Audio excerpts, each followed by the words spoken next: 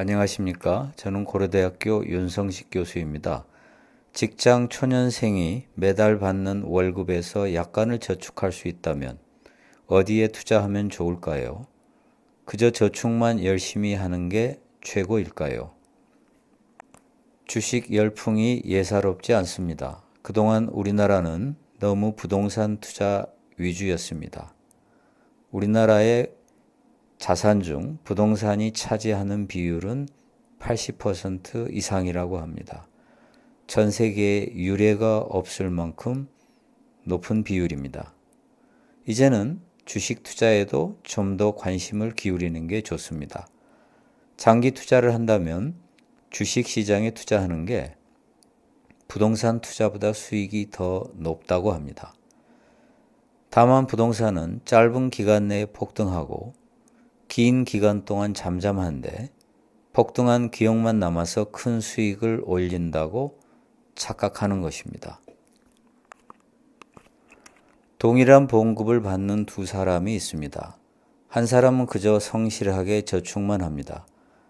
또 한 사람은 열심히 재테크에 관심을 가지고 노력합니다. 재테크에 실패할 수도 있지만 평생을 놓고 보면 재테크에 열심인 사람이 재산을 더 많이 모을 수 있을 것입니다. 나이가 들어 후회하는 1위가 젊어서 돈 좀 벌어 놓을 걸입니다. 100세 시대를 맞이하고 길고 긴 노후가 기다리고 있습니다. 노후에 후회하지 않기 위해서라도 우리는 돈에 관심을 가져야 합니다. 행복하려면 투자와 멀리해야 한다고 생각하기 쉽습니다. 게다가 투자에 관심이 있다면 욕심이 많다고 오해합니다. 투자에 관심이 없다고 인간이 욕망에서 벗어날 수 있다고 생각하는지요? 의사는 돈을 많이 번다고 생각하는 직업입니다. 하지만 생각보다 봉급이 많은 것은 아닙니다. 부동산이나 주식에 관심을 갖지 않고 그저 열심히 의사 생활만 하면 노후에 집 한 채 정도 남아있게 됩니다. 부동산 투자에 관심이 없으면 젊은 시절 구입했던 그 아파트에 삽니다. 부동산에 관심이 많아 좋은 곳으로 이사 다니면 어느새 누구나 갖고 싶어 하는 똘똘한 한 채를 마련할 수 있습니다. 저는 졸업하고 사회 첫 출발을 하는 제자들에게 재테크에 관심을 가지라고 조언합니다. 열심히 저축하는 것도 좋지만 부동산과 주식에도 관심을 가져야 노후에 은퇴 자금을 충분히 마련할 수 있습니다. 관심을 갖고 정보를 모으고 많은 생각을 해야 투자를 잘할 수 있습니다. 한국에서도 테슬라에 투자하여 이익을 올린 사람이 많습니다. 하지만 개별 주식은 자신 있는 몇 개를 제외하고는 위험 부담이 크기에 조심해야 합니다. 가능하면 위험 부담이 높지 않은 ETF나 인덱스 펀드가 좋습니다. 하지만 개인의 성향에 따라 위험 부담이 높은 ETF를 선호할 수도 있습니다.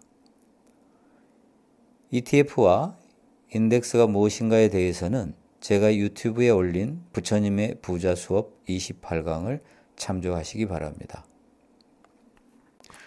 한국 주식은 지난 몇십 년 동안 미국 주식에 비해 성적이 별로 좋지 않았습니다. 10년 전에 동일한 금액을 한국 인덱스 펀드에 투자한 경우와 미국 인덱스 펀드에 투자한 경우를 비교해 보면 미국에서의 수익률이 월등하게 높습니다. 과거와는 달리 한국에서도 미국 주식에 쉽게 투자할 수 있습니다. 한국은 주식 양도 차익에 대한 세금이 없지만 미국은 세금이 있습니다.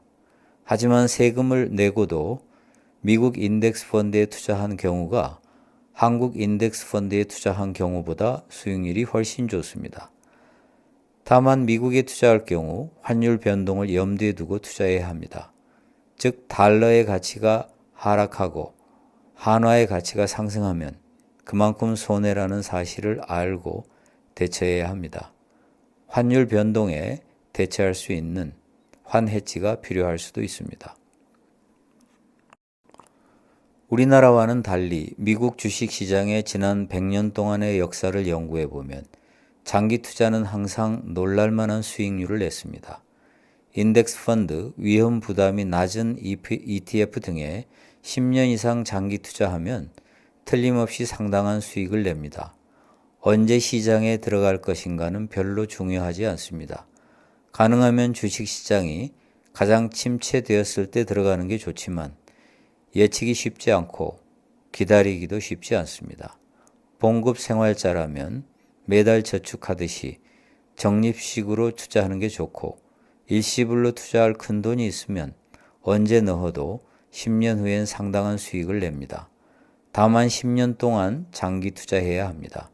10년 이내에 사용해야 할 돈이라면 주식 투자하지 않는 게 좋습니다.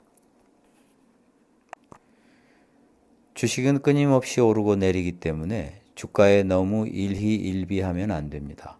오를 때마다 내릴 때마다 감정이 좌우되는 사람은 건강을 위해서도 주식 투자를 삼가는 게 좋습니다.